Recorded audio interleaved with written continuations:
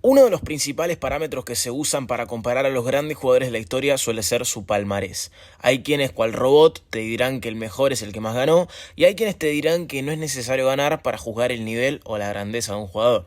Jugadores como Kane, que no ganaron nada, pero su nivel los llevó a ser de lo mejor o el mejor en algún momento en su posición, quedan fuera de la discusión histórica por ser el mejor de su puesto. Sin embargo, Maxwell, por ejemplo, es el cuarto jugador con más títulos de la historia y el lateral izquierdo más ganador, pero aunque fue un gran jugador, nadie lo posicionaría por encima de Roberto Carlos, Marcelo o Jordi Alba, y ni siquiera entra en el top histórico de su posición para prácticamente nadie.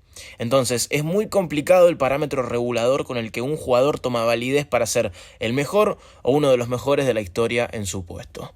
Hoy, Emiliano el Dibu Martínez tiene 31 y al ser arquero se puede decir que aún le queda bastante por dar. Sin embargo, en su palmarés cuenta con un mundial, 2 Copas Américas y una finalísima. Y la trascendencia dentro de estos logros hacen que lo podamos posicionar como el mejor arquero sudamericano de este siglo, mínimamente o en principio quizás. A nivel de premios individuales viene bastante bien también, pero la mayoría le critica su situación en equipos. Debutó en 2011, pasó entre suplencia e irregularidad por varios equipos hasta el 2019, una temporada como titular en un gran equipo y el paso a ser posiblemente el más trascendente o uno de los más trascendentes en este gran nivel del Aston Villa que se clasificó esta última temporada a Champions League.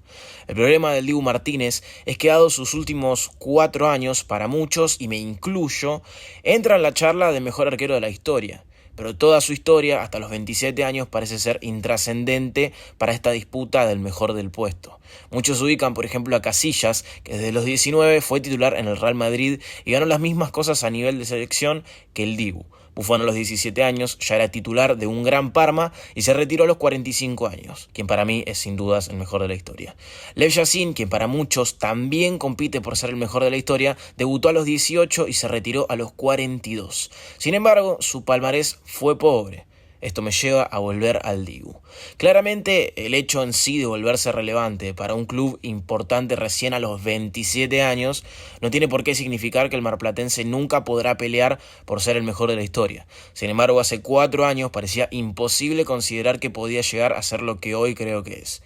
Porque si bien es demasiado difícil que a día de hoy entre realmente en la consideración por ser el mejor de la historia, objetivamente desde mi lado siento que ya Dibu Martínez es el mejor, o por lo menos se retirará siendo el mejor arquero sudamericano de la historia. Quizás el nombre a batir puede parecer Dida, como te mencionaba antes, otro de los que está compitiendo por ser el mejor sudamericano arquero de este siglo. Un arquero multicampeón con Milan, que jugó más de la mitad de su carrera en la liga brasilera, que jugó en una gran selección brasilera conquistando un mundial con Brasil, 3 mundiales de clubes, incluyendo uno con Corinthians, una Copa América y 2 confederaciones. Y si te digo que ganó el doble de títulos que el argentino, entonces la mayoría pensará que Dida es claramente el mejor sudamericano de la historia, y la verdad puede ser.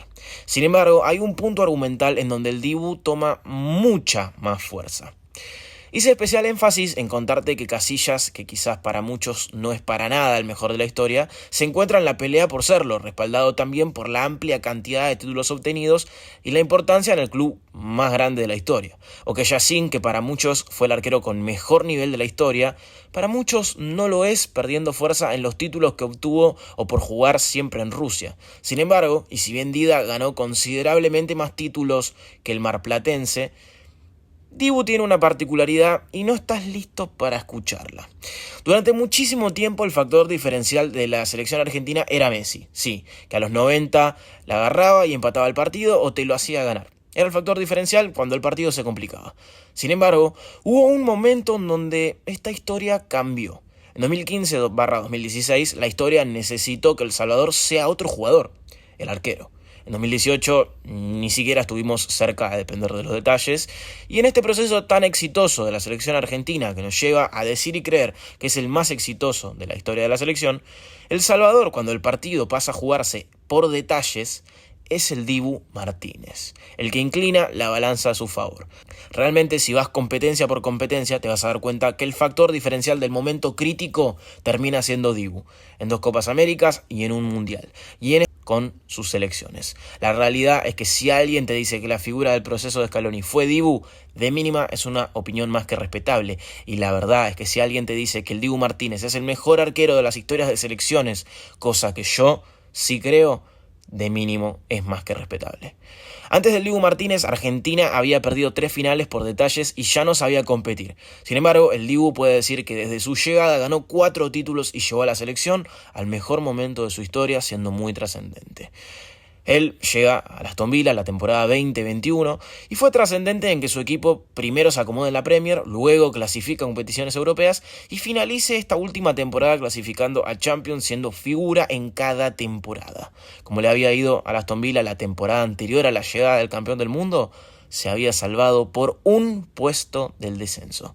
Efecto Martínez. Quizás no será un gran equipo como Juventus o Real Madrid, pero fue la figura de un equipo que pasó de ser mediocre a ser un top 4 de la Premier League. Incluso con el Arsenal, en la temporada que le tocó ser titular, fue muy relevante para que el Arsenal gane la FA Cup. A lo que voy es a que ya sea en equipo o selección, el Dibu es figura, es más trascendente.